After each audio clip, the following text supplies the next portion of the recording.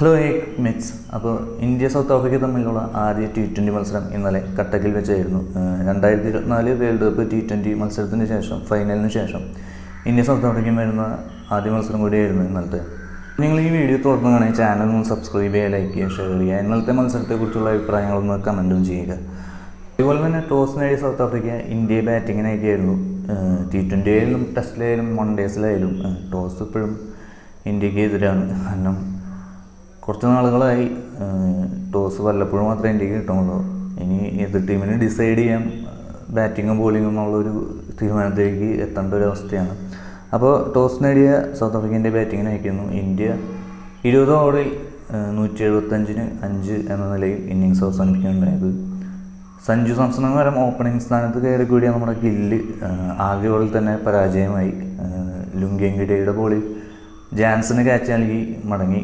പിന്നെ അതൊന്ന് സൂര്യകുമാർ യാദവും പെട്ടെന്ന് മടങ്ങിയപ്പോൾ ഇന്ത്യൻ ഇന്നിങ്സ് പ്രതിരോധത്തിലായി. വീണ്ടും 40 റൺസ് ആദ്യ പവർ പ്ലേയിൽ ഇന്ത്യക്ക് നേടാനായത്. അങ്ങനെ തുടക്കം തന്നെ പത്രക ഇന്ത്യൻ ഇന്നിങ്സിന് കരുത്തായിട്ടാണ് ഹാർദിക് പാണ്ഡ്യയുടെ വരവ്.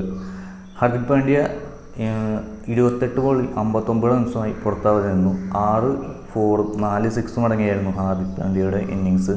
ആദ്യ 10 ഓവറിൽ വെറും 70-ന് താഴെ സ്കോറുണ്ടായിരുന്ന ഇന്ത്യയുടെ ഇന്നിങ്സ് പിന്നീട് 10 ഓവറിൽ 100 റൺസാണ് ആഡ് ചെയ്തത് ആ ഒരു സ്കോർ ബോർഡിലേക്ക്. അങ്ങനെ 176 റൺസ് എന്ന വിജയലക്ഷ്യമാണ് സൗത്ത് ആഫ്രിക്കയ്ക്ക് മുമ്പിൽ ഇന്ത്യ വെച്ചത്. സൗത്ത് ആഫ്രിക്കയ്ക്ക് വേണ്ടി ലുങ്കേങ്കിഡി 3 വിക്കറ്റും സിപ്പാമല 2 വിക്കറ്റും വീഴ്ത്തി. മറുപടി ബാറ്റിങ്ങിൽ സൗത്ത് ആഫ്രിക്കയുടെ പ്രകടനം വളരെ ദയനീയമായിരുന്നു. 176 റൺസ് എന്ന സ്കോർ ചേസ് ചെയ്യാനായ സൗത്ത് ആഫ്രിക്ക വെറും 12.3 ഓവറിൽ 74 റൺസിന് ഓൾ ഔട്ട് ആവുന്ന കാഴ്ചയാണ് ഉണ്ടായത്. De Kock, Tristan Stubbs, David Miller, Dewald Brevis എന്നിവരടങ്ങിയ ശക്തമായ ബാറ്റിംഗ് നിരയുണ്ടായിട്ടും ഇന്ത്യക്ക് മേലെ ഒരു ഭീഷണി പോലും ഉയർത്താൻ ഈ സൗത്ത് ആഫ്രിക്കൻ ബാറ്റിംഗ് നിരയ്ക്ക് സാധിച്ചില്ല. തുടക്കത്തിൽ തന്നെ ഡീകോക്കിനെ ഔട്ടാക്കി. അർഷ്ദീപ് സിംഗ് ആണ്. പിന്നീട് വന്ന ബാറ്റർമാർക്കൊന്നും കാര്യമായ സംഭാവനകളൊന്നും സൗത്ത് ആഫ്രിക്കൻ സ്കോർ ബോർഡിലേക്ക് നൽകാൻ സാധിക്കാതെയൊന്നോടെ സൗത്ത് ആഫ്രിക്കൻ്റെ ഒരു ബാറ്റിംഗ് തകർച്ച തന്നെയായിരുന്നു ഇന്നലെ കട്ടക്കിൽ സംഭവിച്ചത്. ആകെക്കൂടി ഡ്യുവാൽ ബ്രൂയിസ് മാത്രം ഒരു 22 റൺസ് എടുക്കാൻ സാധിച്ചുള്ളൂ. മറ്റൊരു ബാറ്റ്സ്മാൻമാർക്കും ഒരു നല്ലൊരു ഇന്നിങ്സ് കാഴ്ചവെക്കാതെ വന്നപ്പോൾ സൗത്ത് ആഫ്രിക്കയുടെ സ്കോറുകൾ 74 റൺസിന് അവസാനിപ്പിക്കുകയാണ് ഉണ്ടായത്. ഇന്ത്യക്ക് വേണ്ടി ബോൾ എറിഞ്ഞാടെല്ലാം വിക്കറ്റ് നേടി. അർഷ്ദീപ് സിംഗ് ആയാലും ജസ്പ്രീത് ബുംറ, ഹാർദിക് പാണ്ഡ്യ, ശിവൻ ദൂബെ ഇവിടെ എല്ലാവരും ഇന്ത്യക്ക് വേണ്ടി വിക്കറ്റ്. അതുപോലെ തന്നെ വരുൺ ചക്രവർത്തി എന്നിവരെല്ലാം ഇന്ത്യക്ക് വേണ്ടി വിക്കറ്റ് എടുത്ത്. ആർക്കും വിക്കറ്റ് കിട്ടാതെ പോയില്ല. എല്ലാവർക്കും